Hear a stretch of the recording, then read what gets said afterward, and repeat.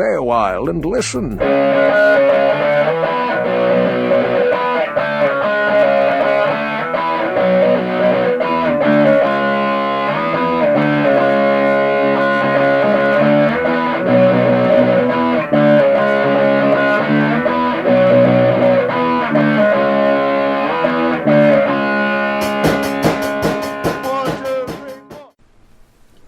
Greetings.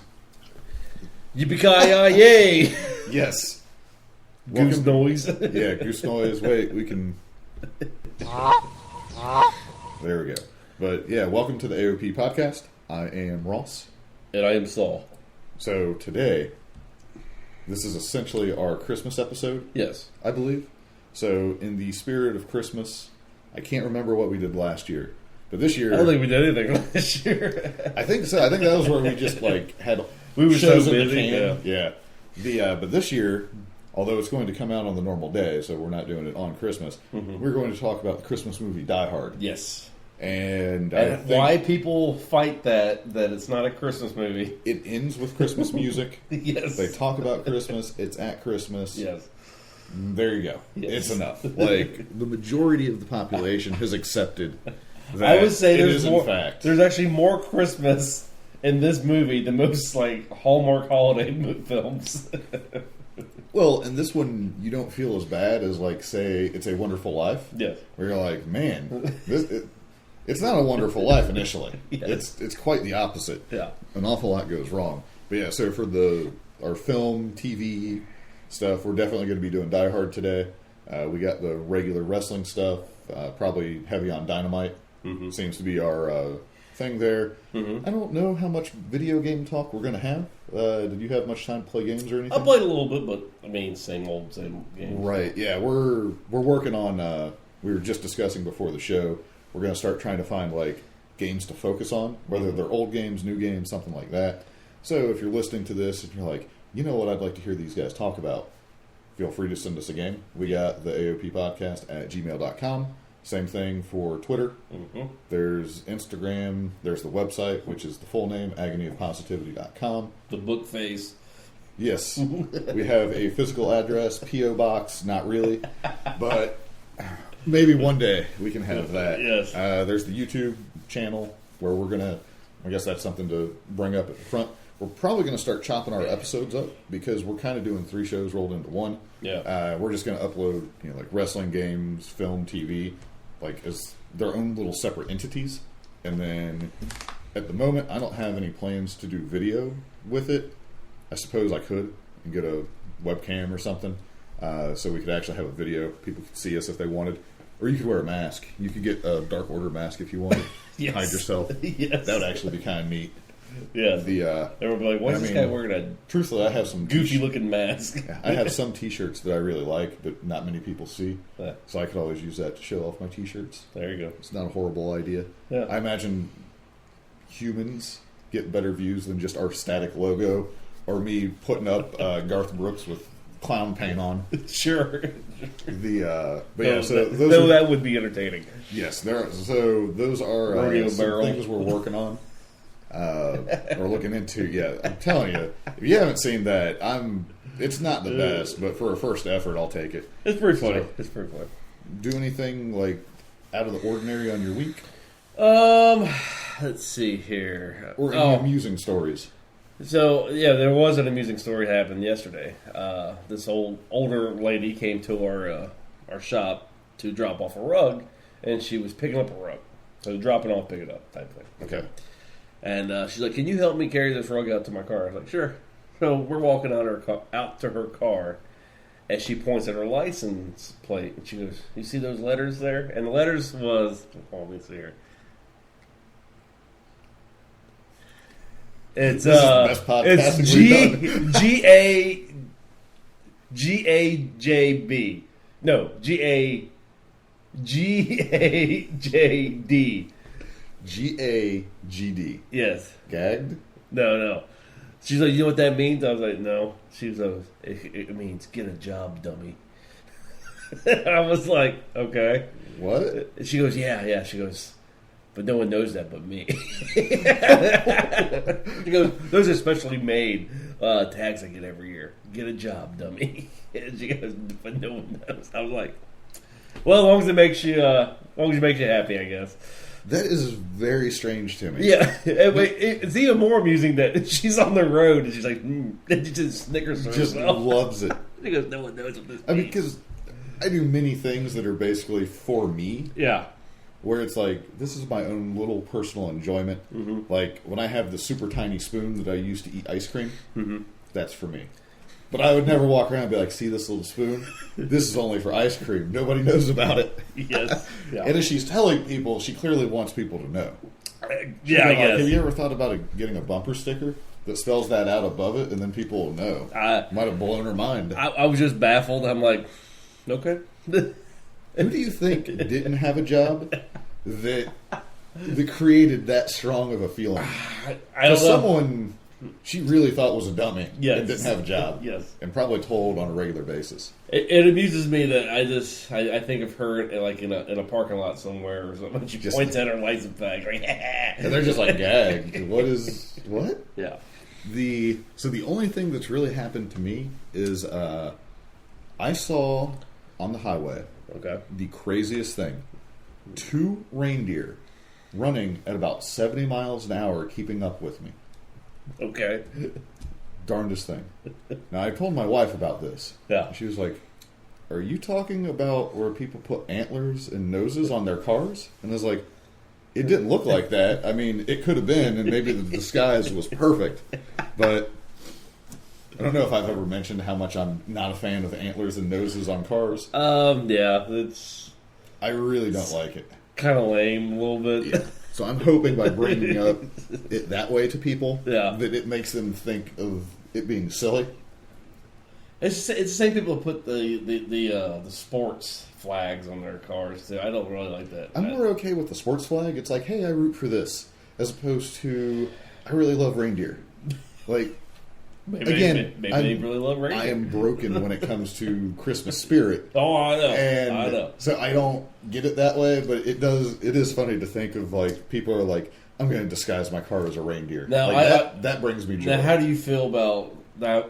I've not seen a lot, but I've seen people like actually put like Christmas lights on their cars before. I'm actually more okay with that than the reindeer thing. Okay. Like, the Christmas lights is an awful lot of effort. Yes. Just like around Halloween time where the dude had the scarecrow attached to the back of his Jeep that I followed to work regularly. Pretty good. Yeah. But the only thing I dislike more than the antlers and the nose, like the wreath's okay. I don't mind like the people who have the SUVs or I've the seen wreath. that, yeah. Eyelashes. Have you seen the eyelashes over the headlights? Yeah, I've seen Now, that. if you had like the old style, like the old Acura Integras and some of those things have like the flip-up ones, put eyelashes on that, I'm probably okay with it.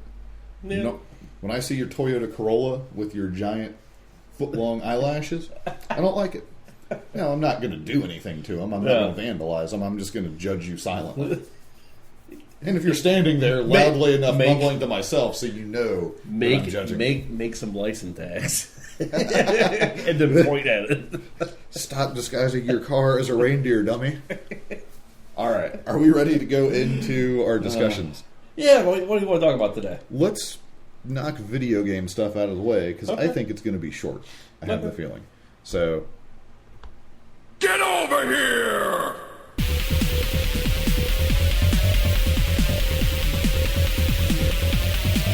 Time's up. Let's do this. So, I've played Battlegrounds like I do every single week. Yeah. I have gotten myself up to, for the MMR rating, I don't know if it's technically MMR, but you know, you have your point rating. I'm at like 5,200 even right now. I've been as high as like 56, but then I don't know where I'm at. It's funny because in poker, like that was the first time I ever heard it, there's tilt.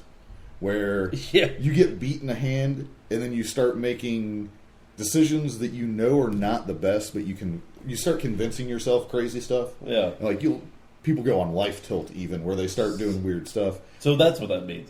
Because literally, because I watch a lot of YouTube videos with Hearthstone streams and everything, and I've heard that.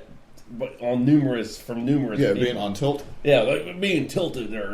I'm like, what? So, from a poker standpoint, because I used to do, back when America allowed us to use our money how we wanted on the internet to play poker before we were told that that's bad. And we could play it like Poker Stars or things like that. Yeah. So you're playing poker, and you're familiar with No Limit Hold'em. Mm-hmm. Okay, so you're playing that. Now let's say you have, you end up with pocket kings. You get a set on the flop. Okay. So you have 3 kings.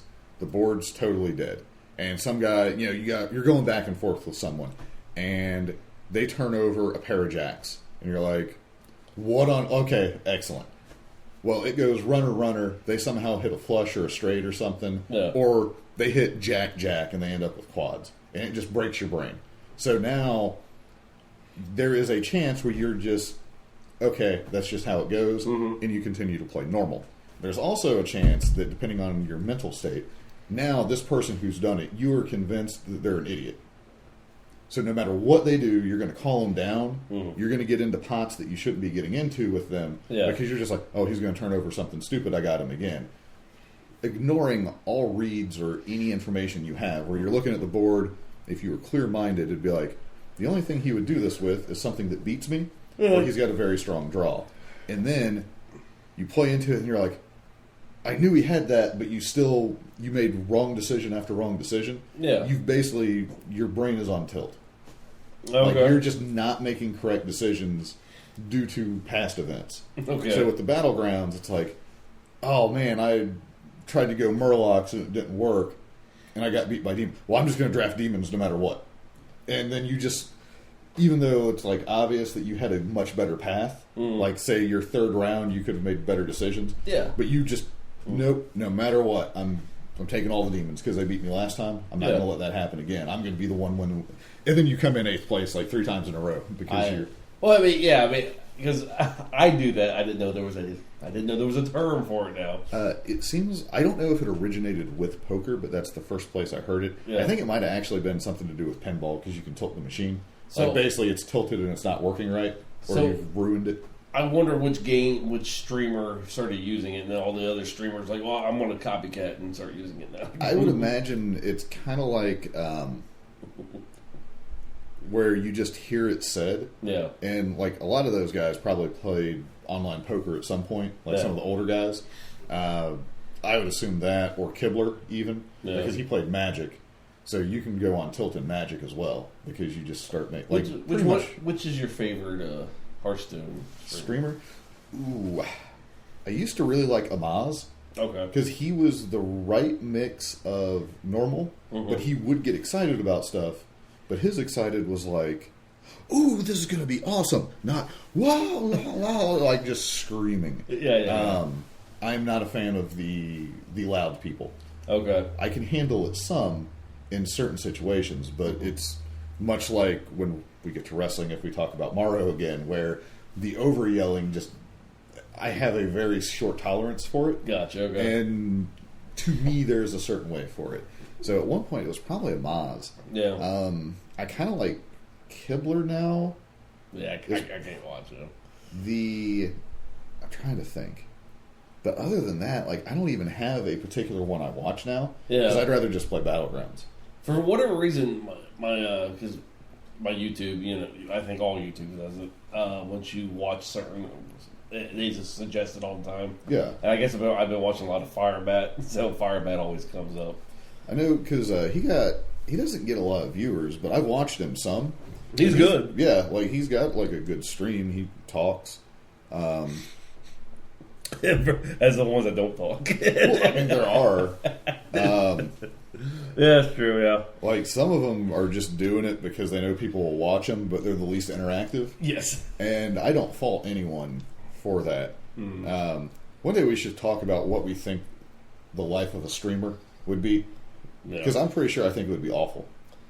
There's a part of me that thinks it would be cool, but at the same time, if you're a solo games, like if you're a Hearthstone streamer, can you imagine how frustrating Hearthstone gets at times? But you need to play 8 to 10 hours a day. Like some of the things I read about some of the streamers, like for example, Fortnite. Yeah.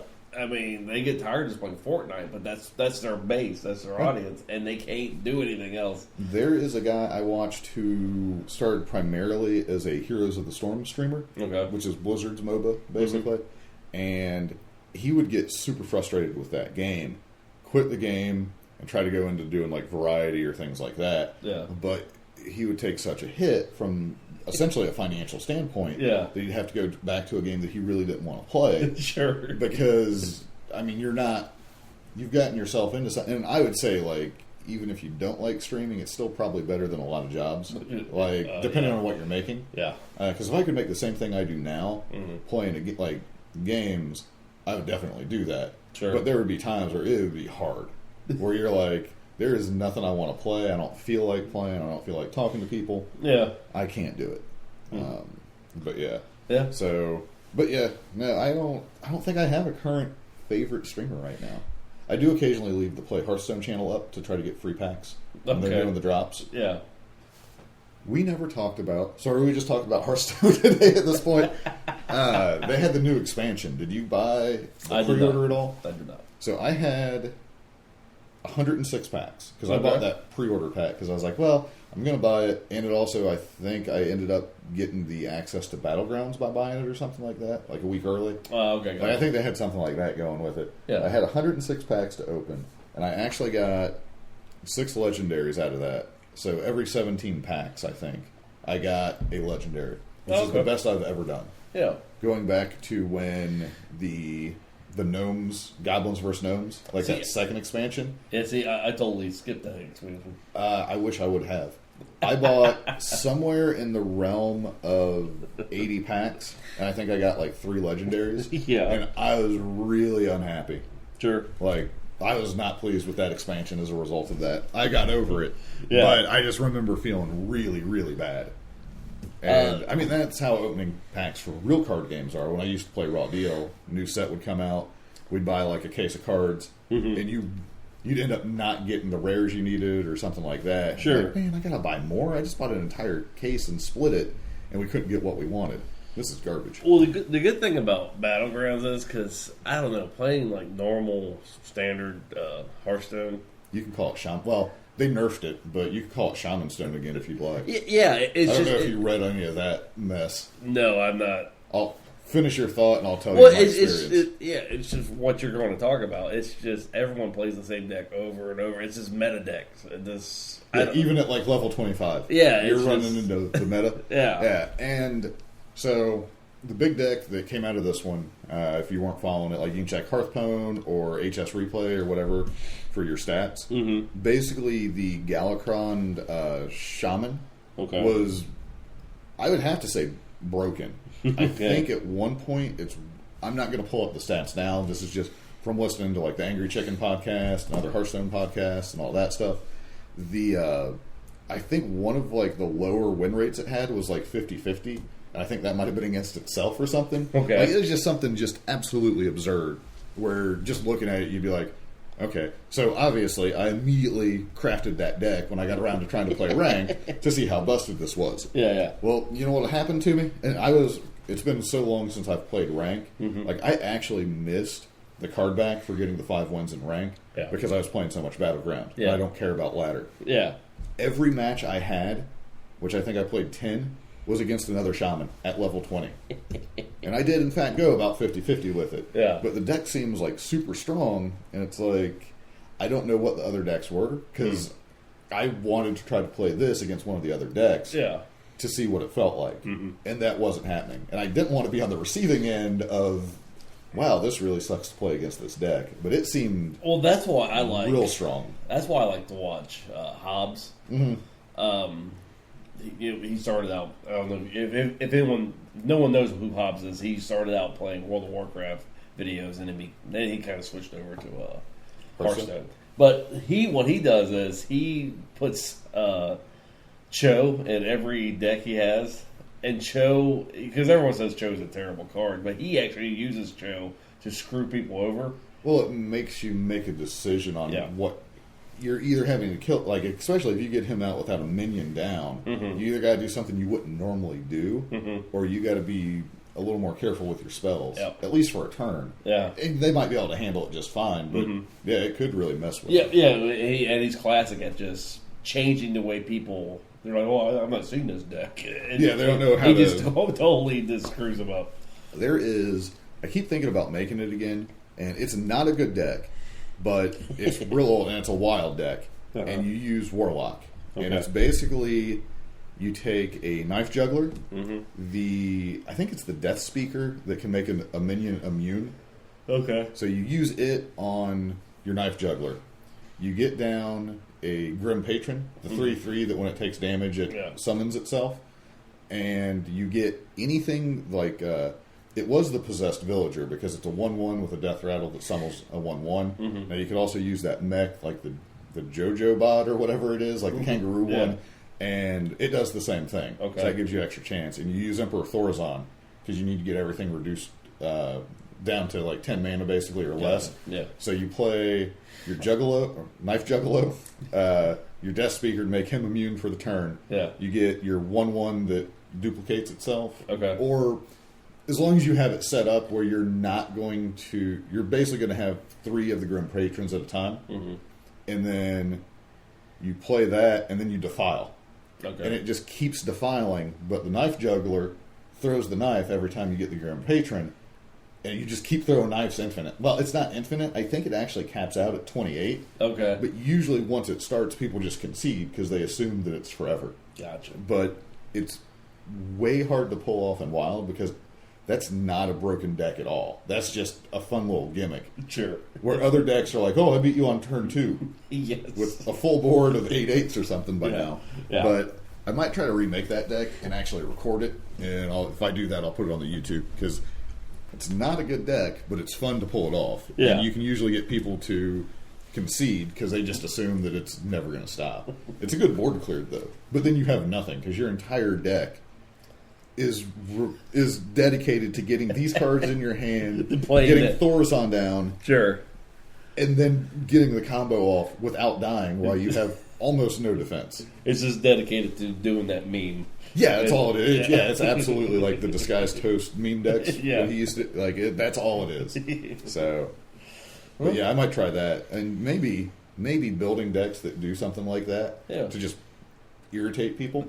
The thing is that like that Shaman deck and in Wild, it is hard because the decks are so just busted that you don't have time to set anything up. So you can't get cute and do something that or it's going to be like play 20 times before you get that. So, all right. Do we want to move on? Like, I'm surprised we got that much out of it. But that was an interesting look at our feelings on Hearthstone, I suppose. Yeah. So, wrestling or movies? I feel like going to wrestling next is going to be good because do we want to talk about Mandalorian, the latest episode? Have you seen it yet? Yeah, I know. So we can end it with that again to avoid people cut it off for spoilers. So. Cue the Macho Man music. I don't know what the hell's going on here, folks. Looks like he's just wearing blue. This is a revolution. It's not Macho Man music, but No, I think that Macho Man music would definitely draw a flag from somewhere's automated detection. Macho Man Graduation. NWO, his graduation song was terrible. I did not like it. His NWO song was a lot better. I remember being in elementary school and going to my brother's graduation, not realizing that was traditionally graduation music for a lot of places. Did you think the Macho Man was coming? No, I didn't think the Macho Man was coming out, but I thought they were intentionally using the Macho Man's music. Gotcha. And I thought that was the most amazing thing ever. Reality is often disappointing when you find out what actually happened there. Sure. So, let me get our notes pulled up here. All right, so we have nothing for WWE this week, really, right? The only thing I watched was AEW and Okay. a little bit of NWA. Yeah, I looked into some NWA stuff. So the only thing I saw that even interested me was on SmackDown having Bryan and Miz team up. Yeah. I like it when they are doing stuff together because I think they're both good. I'm still a huge Miz fan. Yeah. And I was a Miz fan when no one was. Well, not no one, but not many people were a Miz fan. Sure. Like, I thought he was good back then. Yeah. He's obviously gotten better. Like, I don't think you could deny that. Yeah. So. The one thing I do like about WWE storytelling, and maybe I'm convincing myself that they are doing this, and they probably aren't, but that the Fiend is, turning people back to their popular gimmicks. He's beating them so badly they devolve. Yes. back into a cooler gimmick, I guess. I mean, as long as it's consistent and they slow down, like they've set it up now. If they slow down on it and you have Bray doing stuff, yeah, and then the Fiend doesn't show up as often, that's fine. I mean, you can make that work. You got to like, I don't know. I mean, I like the idea of the Fiend. I'd really love to get rid of the red lighting. Yeah, around. Yeah, I'm not going to get into that. I'm trying to think if they did anything else on anything WWE. There was some NXT stuff. They had the Cole and Finn match. The women's championship that I keep seeing over and over again. Yeah, and that's a big deal. The like, Bleacher Report, I guess. Yeah, I'm just not into NXT at the moment. Yeah. But yeah, she's held the women's title forever. So it's time for a change, I guess. I think they've built the story. Like, I'm not familiar with the story at this point, but I'm fairly certain they've built to this. Like, this was a culmination of a pretty lengthy, legitimate story. So, unlike AEW, they've actually built something with the women's championship. Oh my goodness! Yeah, we'll talk about that for sure because that is a failing for sure with them. But yeah, so so Cole retained the title against Finn because Johnny Wrestling showed up and distracted him. I have come to just loathe, I think is the word I'm going to use for it. The person comes out to the entrance ramp and you get beat. It's happened so much that it's just infuriating at this point. Where it's like every single time. And like they don't even do anything. They just stand there. It's one thing if they're like down there and they jump up on the ring apron or, you know, like in this case, like Finn was the bad guy in the situation. So he shouldn't really care other than be like, oh, I hope he doesn't mess with me. Now, it'd be different if Gargano was in the ring, Baylor showed up, and then he was like so enraged because he put him out of action for a while that he went to attack him because just rage. Sure. I don't know. Like, I guess fear is what distracted him or shock. Like, I can't believe that I really didn't hurt you that badly, and then you came back. Yeah.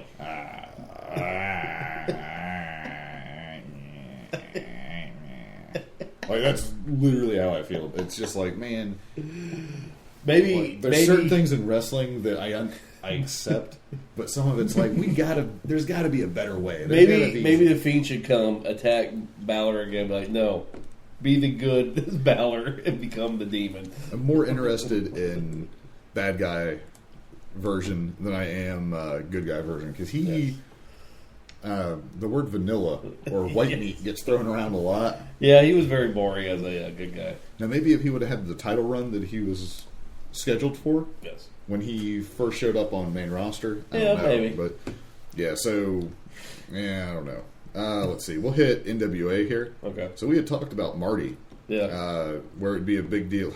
Because we were comparing him to X-Pac. Yes. Or the 1, 2, 3 Lightning 6 Kid. Yeah. Where it wasn't a big deal when he went over to NWO. Because it was like, no one was like, oh my God, I can't believe he left the... Like, of course he did. Like, no one cared.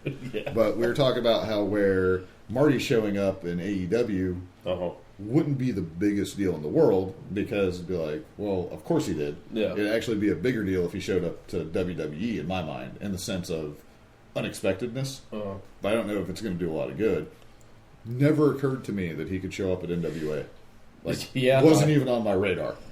It makes total sense, and it's not a surprise. But like in the sense of like once you know it, it's like, oh yeah, it didn't occur to me that was an option for some reason. Yeah, it kind of goes into their storyline, I guess, him and Nick there. Yeah. So I watched kind of his debut at the End of the Fire event. I watched the promos and everything with them. The national title was garbage still. I never heard Aldis call people ham sandwiches walking around. And that is my favorite thing ever. The TV title is being brought back at their next event. And I'm excited about that. I was hoping AEW would have like a TV title. I think maybe eventually they will do it. See, I'm wondering. Now, this is all just me thinking speculation. I wonder if NWA and AEW's got something working here. Especially with Colt Cabana showing up on AEW Dark next week. Right. Well, I mean, it wouldn't hurt them to work together. No. And it would be more interesting. 'Cause, I mean, the NWA title, like the lineage of it, is impressive. They've been working pretty hard to make it legitimate. But and there's then people, again, they have an actual partnership with the AAA, and they don't use any of their titles, so I don't know what. Have you seen their titles? This is true. Like, I talk about the national title being garbage. Yeah, this is true. Their titles AAA's titles are pretty ugly. equally as ugly, Yes. I do believe. And then you sent me a picture last week where I was carrying on about it looks like a fruit by the foot Yes. with some metal plates on it, and someone actually has made that picture. Yes. Now, I don't know that had anything to do with us, Yes. because it's not a far conclusion to come to that. Like, I'm not claiming to be the most creative person in the world when I was calling it that, What? but I hadn't seen anyone say that. But it does not shock me that other people came to the same conclusion about that belt. It is awful. When I saw that, I laughed. I was like, oh, I got to show this to Ross. I am going to make something, and I will do it before we post the podcast, just in case, because I haven't seen this done. Okay. But do you remember the episode of The Simpsons where Homer's brother works at the car place? Yes. And they allow Homer to create the car? Yes. Homer created that belt. So I'm going to take the belt and put it over the Homer and just post that with a tweet or something, because it's Yes. it's just bad. Yes, I agree. Like, we're not in the minority. Like, I would love anyone. Well, to there were some defend it. people actually defending and saying that it looks good. I'm like, I don't know No, how they you don't. I don't No. know. They're just being contrary. I need a breakdown. Yeah. Like, you know how they talk about, like, people's looks are based on symmetry? Yes. Like, if you look at one side of a face to another, there's a symmetry that we are just, for some reason, hardwired that, like, affects our view of beauty. Yeah. I would like to see what those people who think that belt looks good with Yes. zero symmetry think is a attractive human.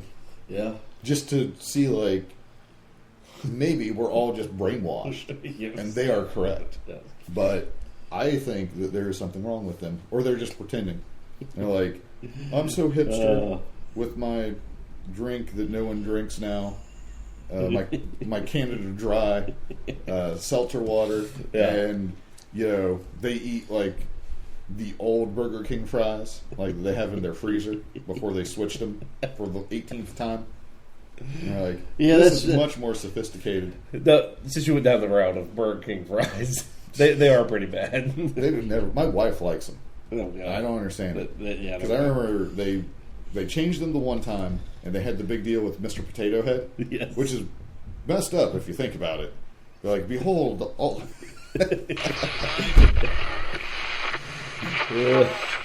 Uncovered. Yeah. And there's so much. Yeah. We're going way into it. into the. I Let's- kept hearing things call it into the weeds. Let's The let's start talking about AEW, because I think we spent way too long on an ugly title. that we all I agree. disagree. I don't think it's been covered enough. We need another All right. 30 minutes on this title.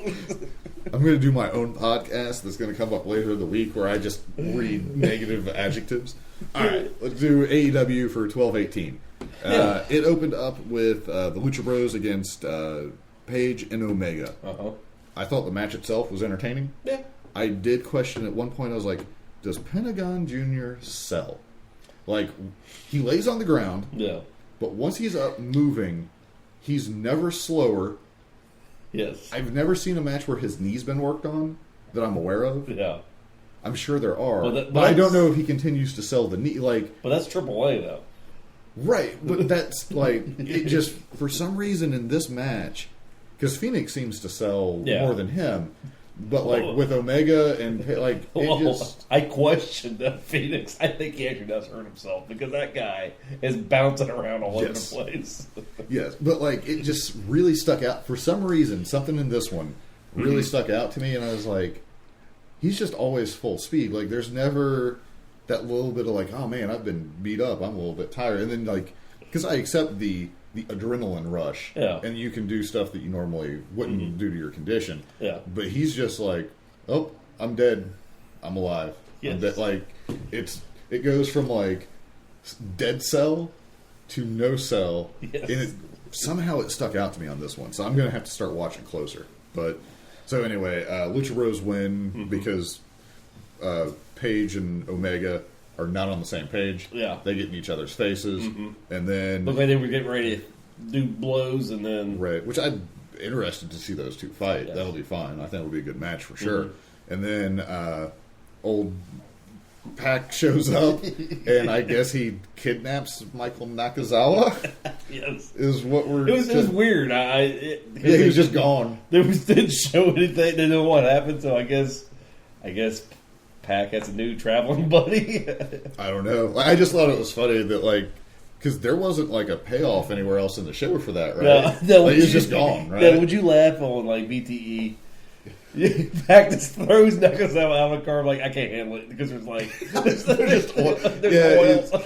That would actually be pretty funny. Yeah, they find him somewhere and that'd be good. I was going to do something, but you know what? Never mind. Just keep it. It's annoying. His work.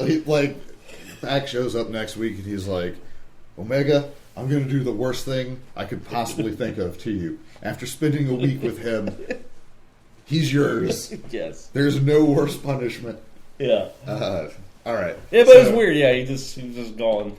That's not what I was expecting. So I was like, oh, well that's a twist, I guess. Did you like how during that match there was some kind of technical difficulties in the Dark Order? Yeah, I'm okay with that. Yeah. It's a little bit on the hokey side. Sure. But I've loved The Undertaker for so long where it made no sense. Oh, see, and that... if I'm okay with The Undertaker controlling lightning and Kane controlling fire, yes, I can't complain about a glitch showing up in a broadcast that... Ultimate Warrior being invisible to Hulk Hogan as when he's talking to him in a mirror, yes.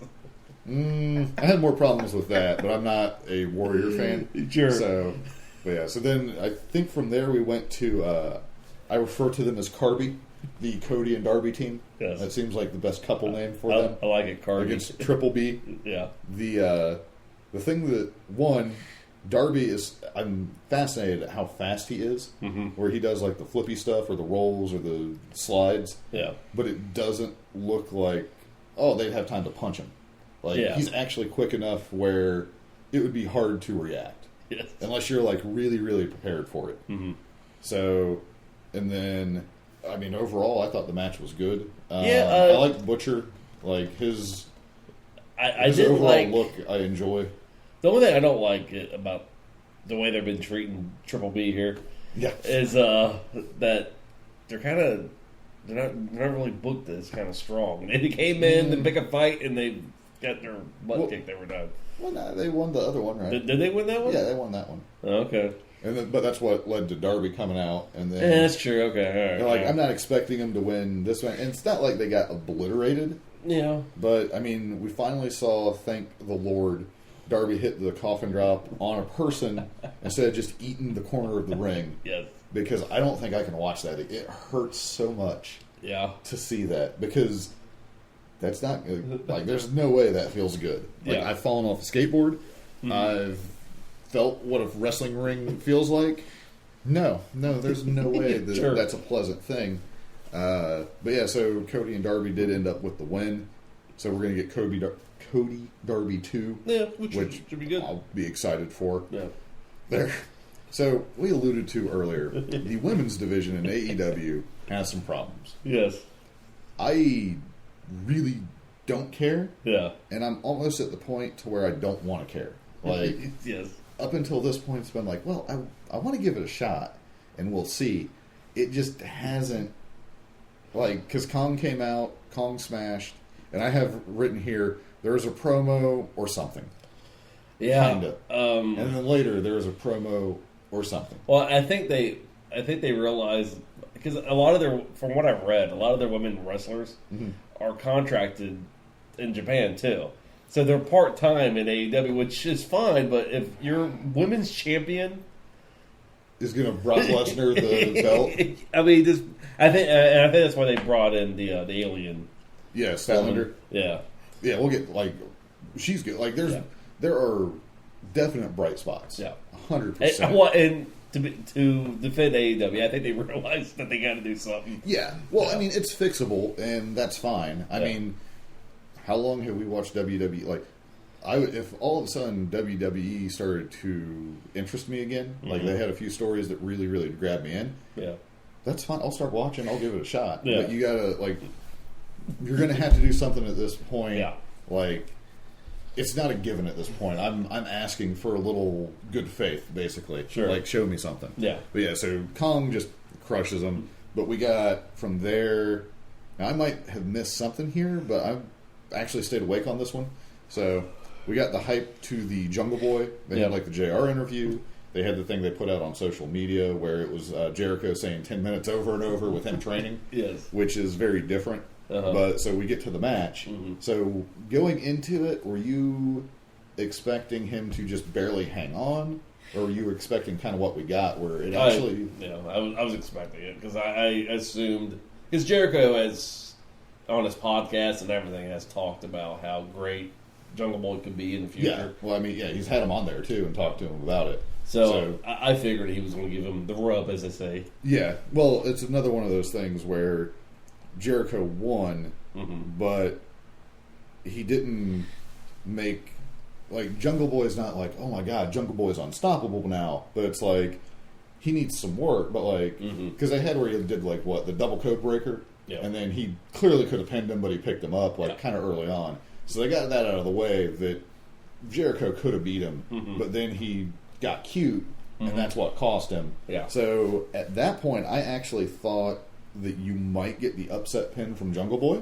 Like with like one of the Hurricanranas or like roll up or something. Well, yeah, because like I legitimately thought that might actually be happening in this one. Yeah, because they kept saying over and over again that it was not a title defense.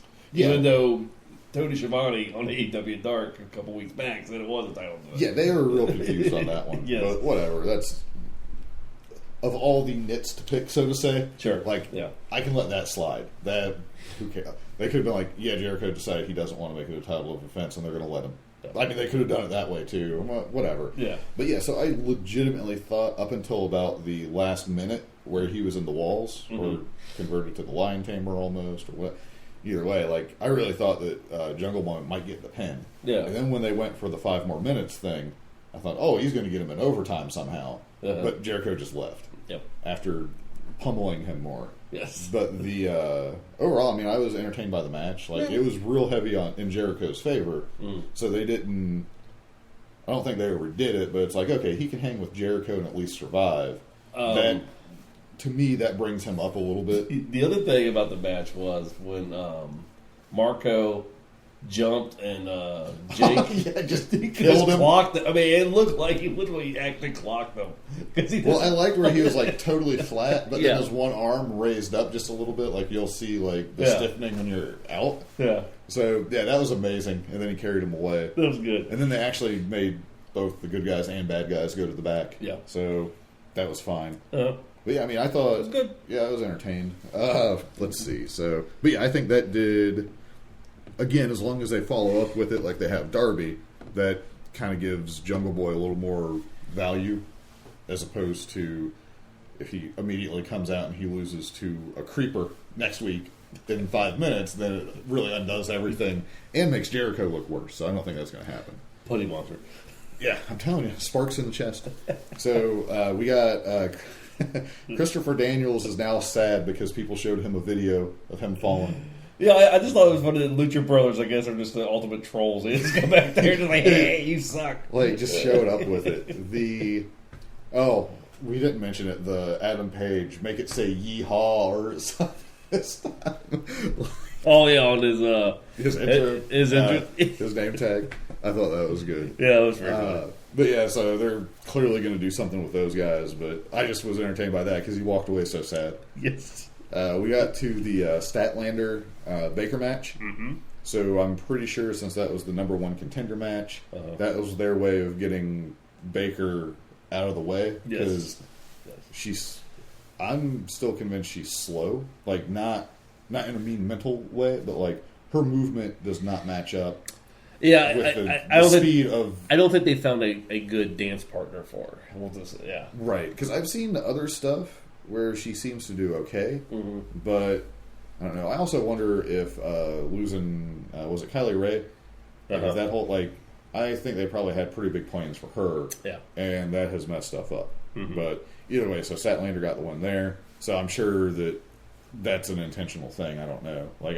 Baker's still better than a lot of people, but something is off. Well, she's fairly new to it, Yeah. too. I mean, she's only been wrestling for, 3-4 years or something like that? So, Right. I mean, Well, and I don't think that it's as easy, if you talk about, equality in a sense.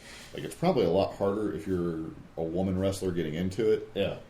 To get, high caliber opponents and people to Agreed, work yeah. with where you're going to constantly get better, just because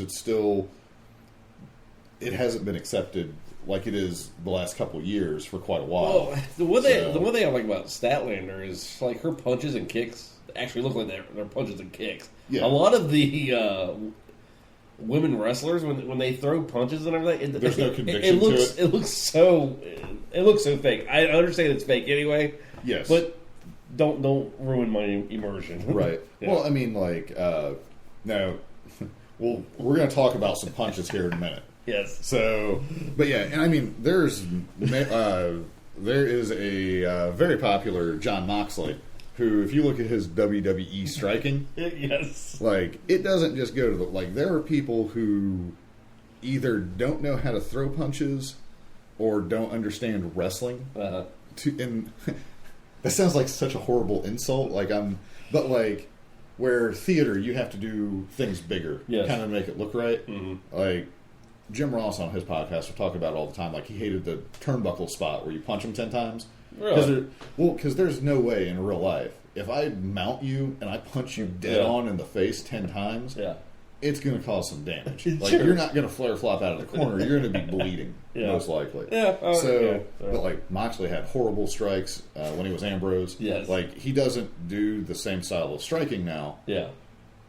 So you don't notice it, but it was awful. There are some people, men, women, referee, I don't care who. There are people who have awful strikes. Yeah. And sometimes though you just notice it, where it's you're it's like a hammer fist, but you're not even it's just bad. Well, it's funny because if you watch old videos of just the older wrestlers, Yeah.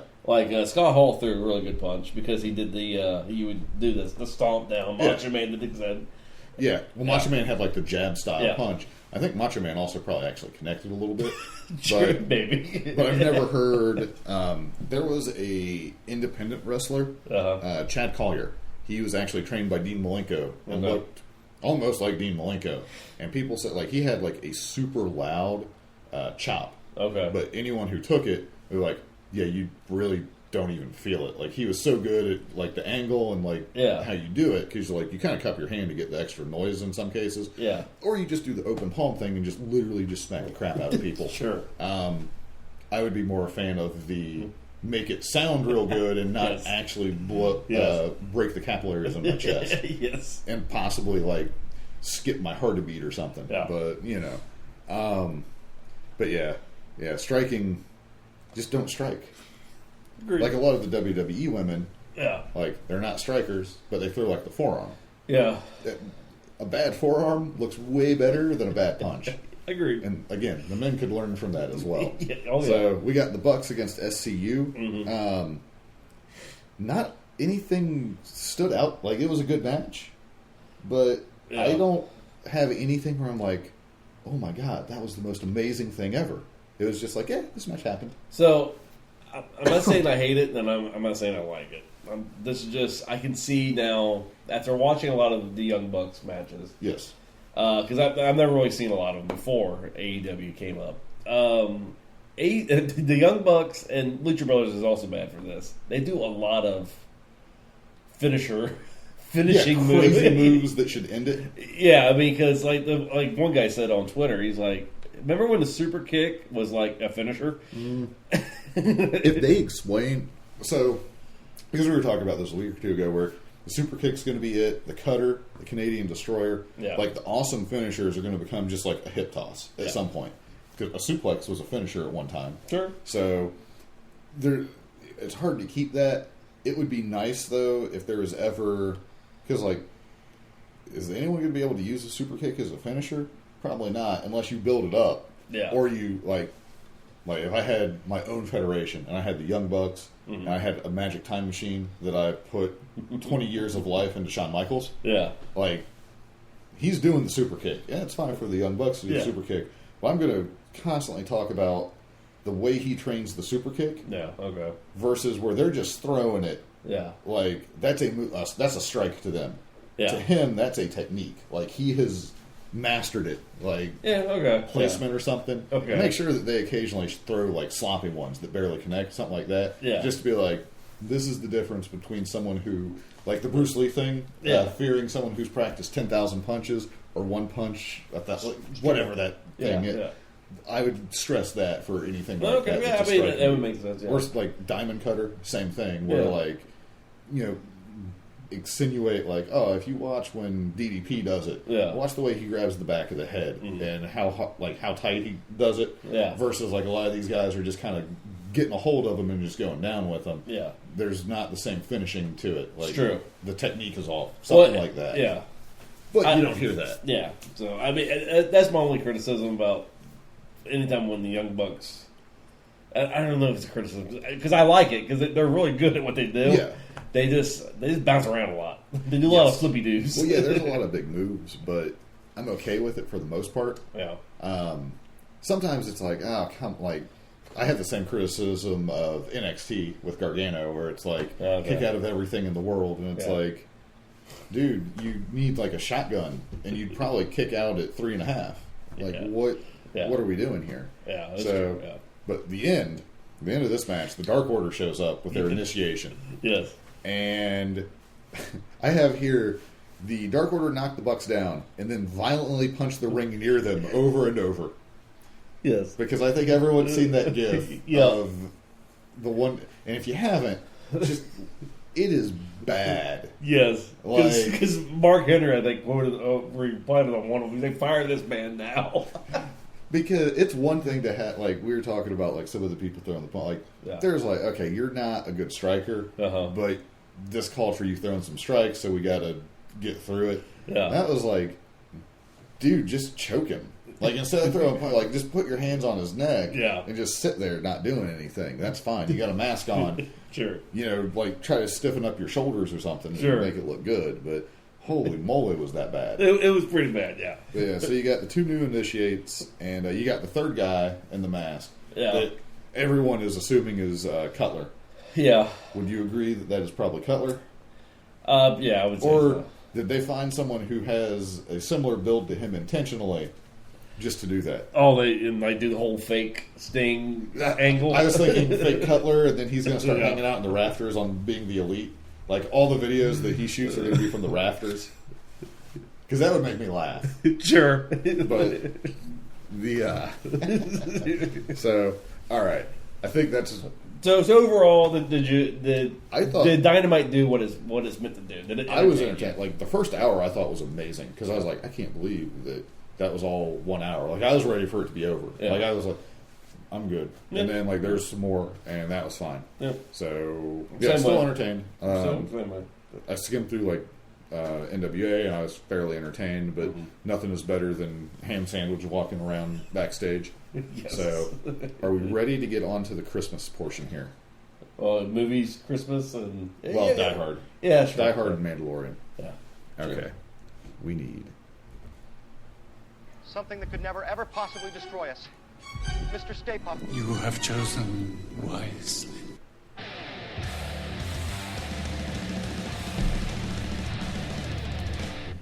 Although, since you did mention Christmas, yes, I did find out about Jingle Bells. I found some information out. It was very interesting. Did you know Jingle Bells is actually a drinking song? Makes sense. I mean, it was actually written, I guess, in I think it was 1850s something. Okay, but it was about gambling, about betting on sleigh rides. That makes sense. Yeah, I'm not surprised. Well, like the Star Spangled Banner was a drinking song at one point. So drinking songs are catchy. Yeah, it was just there. It was just interesting. I'm like, wow, kind of changes the way I view the song now. All right, so. we have discussed Die Hard before, Yes. and it devolved into a conversation of us trying to essentially turn the movie to what would have been. Do you remember that really weird Bruce Willis skyscraper movie about him looking for shoes? Yes. And we realized at that time there's a thin line on how many shoes he could have tried on before it's the weird shoe movie. But that made you think that we should actually talk about Die Hard Yes. specifically as a movie as a whole. Because there's an alternate reality where a movie like that was made where It went there way heavy. and Bruce Willis he just loses it.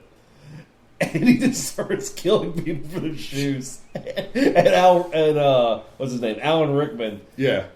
Hans actually becomes the good guy because he's afraid that he's like, Holly, I got This has gone too far. Holly, you got to take your husband out because there's something wrong with the man. He's killing all my guys with their shoes. So, before we get too far, because we have some legitimate stuff, but I did look up Bruce Willis's shoe size. Yeah.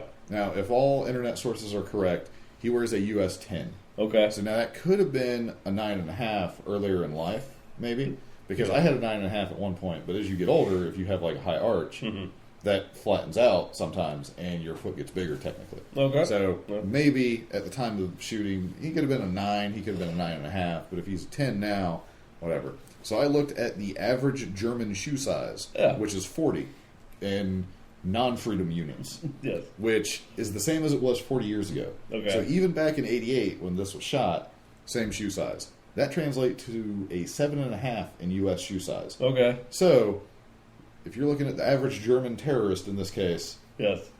pretty possible they're not going to have a size 10 shoe for him to steal. So, the first guy that he kills, Yeah. not having small feet, fits.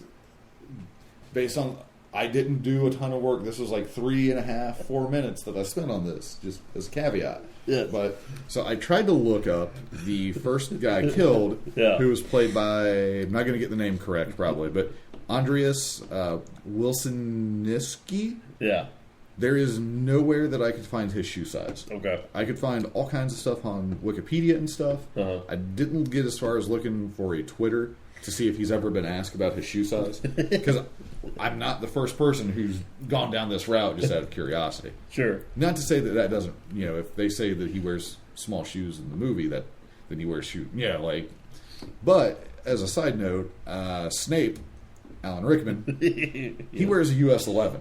Okay. So, if at any point Bruce Willis would have killed him, he would have had workable shoes. Kind of would have killed a lot of the movie, but... What I don't understand is, what was the whole... Because I watched a documentary about it, and they didn't discuss it. What was the obsession with the basing... I mean, the whole movie's about, not having shoes. Right. But... No, in my mind, as I'm watching it, because of having discussed that, Yeah. it would go in and out from the shoe movie to me. I don't even know why you put it in there. Because it really... I mean... I To don't have the barefoot part? I guess... I mean, it didn't come into play except for that one scene, and I think someone had the idea. Yeah. Apparently, that scene used to have a lot more sound effect that went with it, Yeah. and was a little bit longer or more gruesome or something to make you really feel it. But then they kind of toned it down. Okay. So where you just see the blood trail going into the bathroom where he yanks it out. Yeah. I don't know, but yeah, he basically takes out. The thing I saw said the first terrorist name that he took out was Terry. Uh-huh. But I don't know if that's the right name. But Terry, either way, Tony. or Tony, Marco. maybe. Yeah, there's that. There's Carl. There's either way. So he takes that guy out. The shoe's too small, so he can't wear it. So he continues to be barefoot. Now, some of the stuff he does barefoot, like running on metal grating and stuff, Yeah. is horrifying. That's how you lose a toenail. Sure. Like you. So it would have been weirder if he took off their socks and wore their socks around, because that's what I would have done. No, that's like when you drive. You can drive barefoot, but you can't drive in sock feet. Yeah, because the socks Yeah, they that's don't true. stick to you the same. Yeah, that's true. Yeah. Barefoot, in order of safety, I would assume shoes. Barefooted, Yeah. sock feet is way down there. See, I don't know, because I'm not You're going going to to be running. slide on any kind of tile. Yeah, that's true. Yeah, that's true. Yeah. Like, you're going to go to run, and it's going to go Scooby-Doo on you. And then you're going to get shot. Yeah, that's true, I guess. I don't know. So, one of the things that I question at the beginning of this movie Okay. is when he kills the first terrorist, Yeah. and he dresses him up and puts the ho-ho-ho and, lets him know that he has a machine gun. Yeah. At that point, they really had no idea what was going on with him. And Yeah. he gave away any element of surprise. He did, yeah. That they were suspicious because he pulled the fire alarm.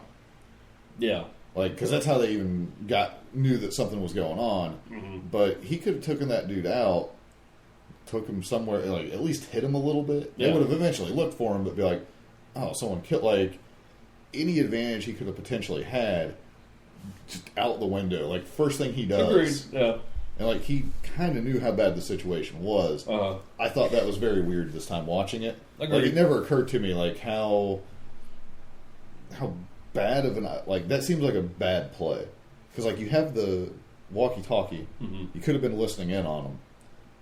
It's true. Yeah. Yeah. It was like I never really thought of it like that, but yeah, why would you do that? yeah. I was just thinking, I was like, why would you even do that in this particular one? So. That stuck with me. It just felt really strange, and I was like, he's kind of cocky though at that point. Sure, but he's also terrified. So I get he's trying to go Batman on him, or Jason Voorhees, where you try to scare him a little bit. But like you said, they really didn't know anything about him though. Yeah, but now they know that he killed one of their guys. And you've created a bloodlust in his brother, which you probably had no idea. Said, and he's missing his shoes. What in the world? Right. Well, yeah, I always thought in the movie that they noticed that he had taken, for some reason, I remembered it as him taking off the shoes of a couple people. Yeah. But it was only the one guy. And then it was when Hans is pretending to be American is when he sees him without the shoes. Right after I could have swore, the last time I watched the full thing, I had the order reversed. Okay. I knew that Hans pretended to be the guy, and then there's the glass shootout scene, but I thought there was some other stuff in between, and they realized that he didn't have the shoes. Well, yeah, because he kills the one guy, takes off the shoes, and it's too small, and then there's another scene with the guy with the detonators. Yeah. There's a guy right there he kills, and there's a guy that jumps off the table and starts shooting the table for whatever reason, which I thought was kind of stupid. But well, that's where Bruce Willis went deaf, too, when he shot through the thing. Oh, really? So, I pulled up a thing that has facts. So, it's, let me see here. Yeah, due to an accident on the first day of Die Hard, he suffered 2/3 partial hearing loss in his left ear. And that was... I believe when they were doing that scene, they used extra loud blanks for some reason. Okay. And the way he shot that gun, he was laying there with the gun, kind of right at his face. Uh-huh. I guess it was so loud that he lost some hearing from that. Really? This is based on, a couple of the different, 25 or 30 facts things. Okay. But this book, the one I'm on right now is on bestlifeonline.com. Yeah. And it seemed to have the information that all the others did. And it had the least pop-ups. So... I went with that one. Sure. To look you want to keep talking about the... Yeah, so let's see. There also, did you know that the Fox building is what the building they actually were at was? Yeah. And I did not know that there were people trying to do office jobs while they were doing this movie. The documentary I watched, they said that there was, I guess, 2 lawyers that lived upstairs. Yeah. That was complaining about the gunfire. So I guess they asked them to restrict the gunfire because they were trying to sleep. Yeah, stop doing it at 3 in the morning. Well, yeah, I guess because I guess they all agreed on 5 o'clock because that's when the lawyers left for work or whatever. Yeah. And the director, whoever it was, said that once it got, he's like, we watched the clock. When it got to 5 o'clock, it sounded like World War III. We just started doing gunfire and everything. Yeah. I'm going to skip some of these because it's not very interesting. Yeah. But Hans's face, I knew this from a long time ago somehow. For when he falls at the spoiler, when he falls at the end, he looks pretty terrified. Yeah. Because he was. Yes. They told her they were going to drop on the count of 2. Yeah. Or on 3 or 4 or something. Yeah. But they actually went on 2 to legitimately terrify him that something had gone wrong. Yes. That seems kind of. Well, even he said in an interview that they made sure that was the last scene they filmed because if he did get hurt, I was like, what? Well, I mean, this was like his first. Like he was a nobody. Yeah, sure. And that was the other because we were talking about this before we started, right? Mm. Where when we were talking about it becoming the shoe movie, like Bruce Willis at this time had no association as really an action star. Yeah. So the only thing he did was moonlighting. Yeah, which is more comedic. Mm-hmm. And then this guy isn't it. So for it to go from action movie to the weird Bruce Willis skyscraper shoe movie, yes, with him not having that like pedigree of an action star, yeah, there's no way you like. It makes more sense that was a one thing to set up later in the movie, and not turn like because it would have been the shoe movie. Well, like, absolutely. Yes. Well, I mean, and how good of a find was it to find Alan Rickman as Hans? Because he nails Hans Gruber pretty good in this movie. Yeah, well, and it seems like he didn't even care. Like, it wasn't like, oh, yeah, this is going to be awesome. Yeah. He just kind of did it. Sure. From the stuff I read. Yeah. You said this, I think this was in the documentary you were talking about, where Frank Sinatra was actually going to have the role. Well, because, so apparently it was a sequel to a movie that Frank Sinatra did, I guess. Okay.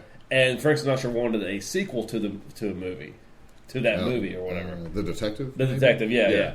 And legally, I guess, whoever produced Die Hard they legally had to ask Frank Sinatra, but Frank Sinatra was too old, right? and he turned it down. Yeah. Well, 73. Yeah. So let's see. Yeah, they went through a lot of glass. Let's see. All told, so this is 1988 money too. They spent $130,000 on glass. Nice. That is insane. Yeah. This is what we were talking.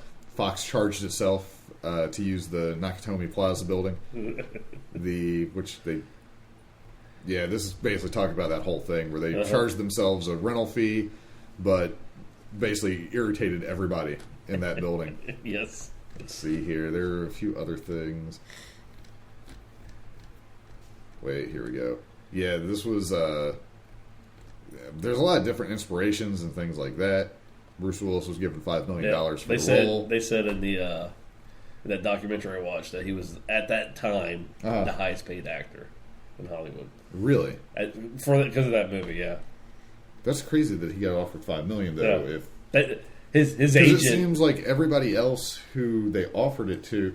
Because, like, Harrison Ford, you had some legitimate... action stars. Yeah, they said his agent did something, and Bruce Willis was like, cool. I wonder, I'd be real interested on that. Now, I would have liked to see this movie with Harrison Ford, but I think Bruce Willis did a pretty good job. Yeah, I don't know. I don't know. I really like Harrison Ford, though. It would be different.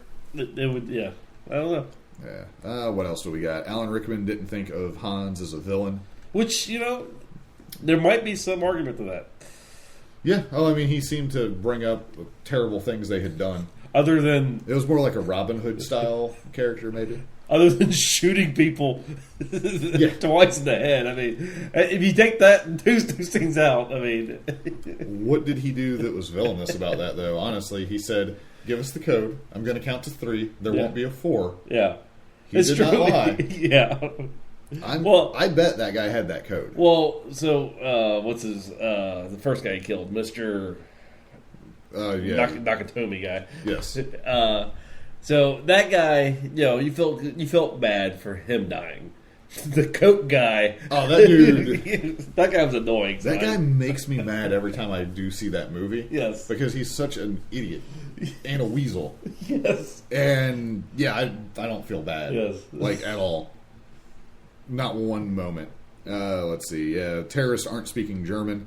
That fairly, home video, I think they dubbed it or something like that with real German. But they're just making noises.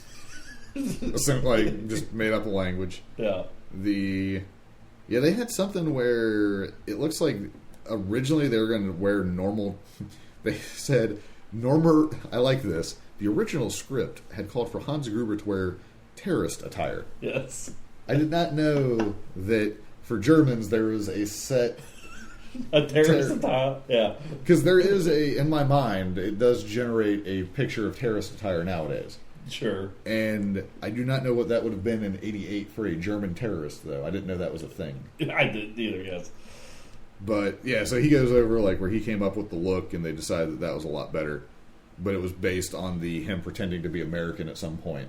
Okay. So, yeah. like, that whole thing. And, let's see. Yeah, that's not very interesting. It wasn't going to be played by Rick. Yeah, this is going where he almost turned the role. Mm-hmm. What was it he says here? I didn't know anything about L.A. I didn't know anything about the film business. Never made a film. But I was extremely cheap.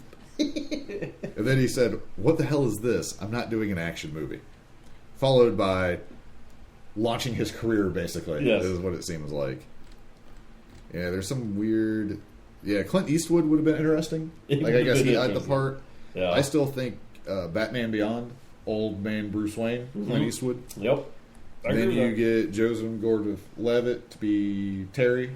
It's almost like they almost kind of set that up there and then dropped the ball at the very end, yes. It's almost like DC and Warner Brothers just don't know what to do with live-action movies. Yeah. But that's another rant. Yeah, so other actors for Die Hard: Eastwood, Sinatra, Richard Gere, Robert De Niro, Mel Gibson, Harrison Ford, Burt Reynolds, and MacGyver. Richard Gere. I would have loved Burt Reynolds. Now, Burt Reynolds, that would have been awesome. But again, anytime I think of Burt Reynolds, Smokey the Bandit, is that what you're thinking? No, I think of what's his name, Norm Macdonald's portrayal of Burt Reynolds on Saturday Night Live. That character in Die Hard. I want that version of Burt Reynolds in a movie. I think that would be the best thing ever. Yes. Yeah, this is where I pulled this from. We were talking about it. The glass in the feet scene was originally harsher, and it basically says like where he pulls the shards out, like in the bathroom or whatever. It had gruesome sound effects to really make the viewer feel like they were there. Yes. And then the producers wanted it removed. So I can only imagine, because it's already, like, the one shard he pulls out is huge. It's like, that would suck. Like, that whole scene makes me hurt. Yeah. So, let's see. Yeah, they altered course to make it a date movie, supposedly, where... We'll go over this one. Yeah. So, director, he had to be convinced that Die Hard was a movie worth making. He told Empire Magazine that the original version of the screenplay was a grim terrorist movie. Yeah. And he explained, on my second week working on it, I said, guys, there's no part of terrorism that's fun. Yes. Robbers are fun, bad guys. Let's make this a date movie, and they changed them more to the robber style, I guess. Yeah, he was totally against the whole terrorist idea. Yeah, well, this definitely worked out better, because they had a reason, kind of, as opposed to just terror. So, I did think it was funny that they didn't know how it was going to end, and when at the very beginning of the movie, you see them all coming out of that van. Yeah, there's no ambulance in the van, and the director said at the very end of we're screening it, and we're like, crap. There's no ambulance. Too late. And they would say, well, what should we do? He's like, I don't care. He's like, if people are going to nitpick over it, he's like, get a life. Be like, of all the things to complain about. He's like, maybe they drove around the building and found an ambulance or something. I like the thought of that. Did you ever see, I don't know when it came out, there was I think it was a Bill Murray movie? Okay. I could have swore Bill Murray was in it. But there were these robbers who dressed everybody up as clowns. Kind of thing. Okay. And that's how the robbers actually got out, is they disguised themselves as the hostages. So with this, where they're going to disguise themselves as people in an ambulance or something, or it was similar. The only thing I can think of is Batman, because the Joker did that. Yes.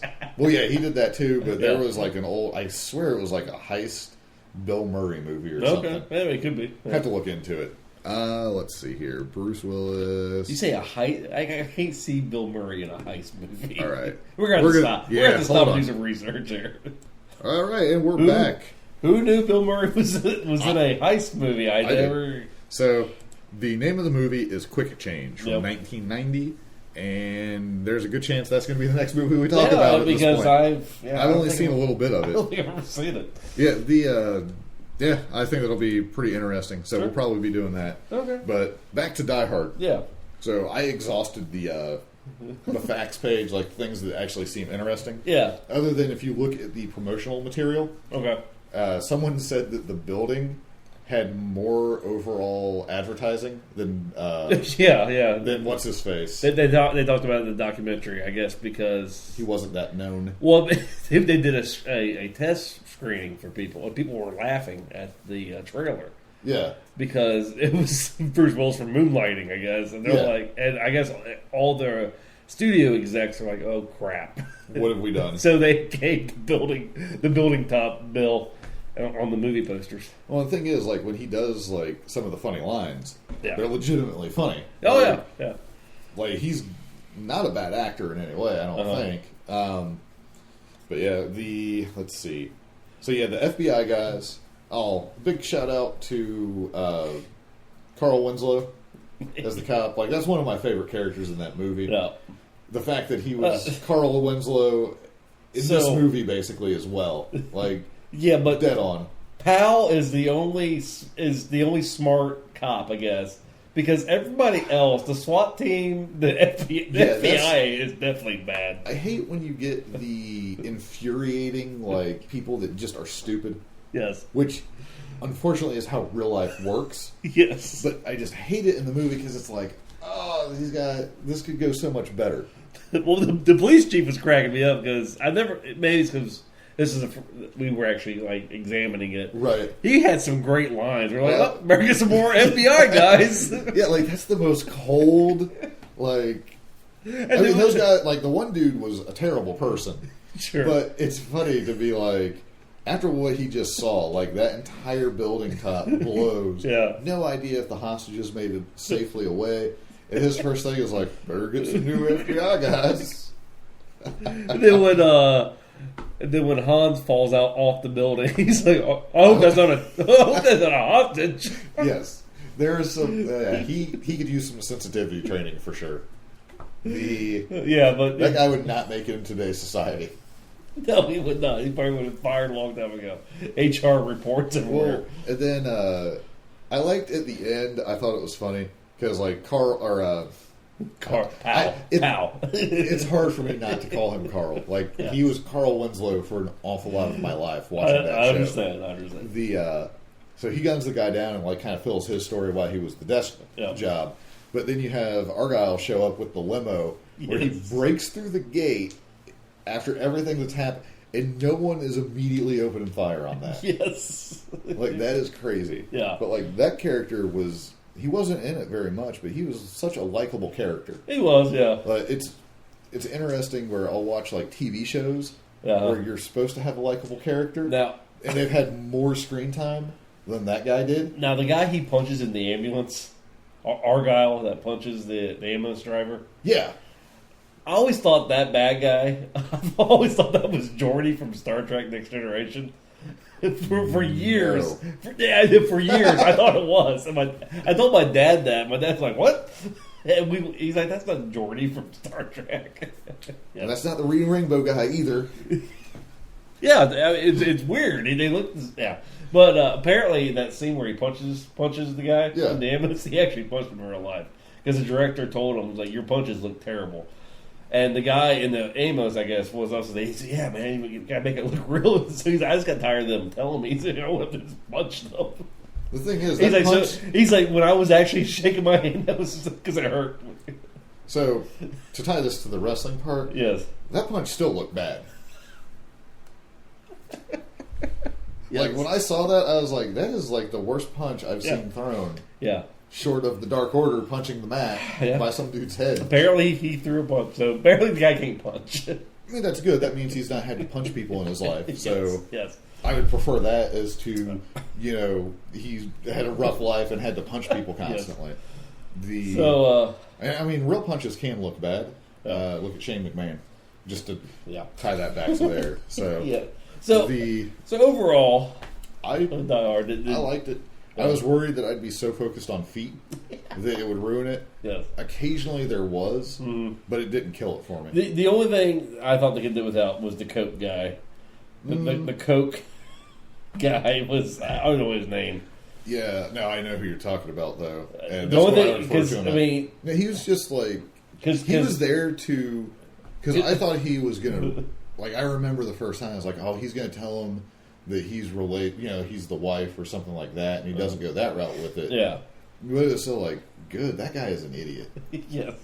Like, Well, yeah, because, I mean, I guess Holly was... I don't know why Holly wouldn't have actually cheated on Bruce Willis with that guy. Because that's what he insinuated, that they had a night of passion or whatever. Which I don't know why Holly was thinking. But so he was just a despicable character.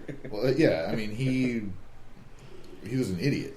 Like, it just really felt like he was an idiot that just had a huge ego. The only payoff was this Hans interaction was like, why are you in here? Why are you talking to me? Oh, and you figured it out, like, all on your own or something like that. Be like, Yes.